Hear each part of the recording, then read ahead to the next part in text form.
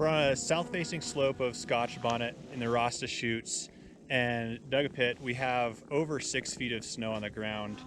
About 40 inches of that is new in the last week and a half. In our stability test, what we're seeing is these top layers breaking.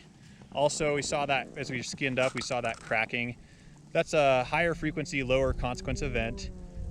That being said, we want to watch out for that in wind-loaded areas where that could be thicker and could propagate farther, and also in areas where you have train traps. The high consequence, low frequency event is that we still have weak snow at the ground, and this is the first really big test that's experienced. We haven't seen any avalanches around, but the reality is that the visibility's been poor for the last week and a half, so it's been hard for folks to get around and see those events if they've been happening. We did have one reported over on Miller Ridge last week, but without the visibility to see what's going on, play it safe, give the snowpack a little bit of time to adjust, and ride safe this weekend.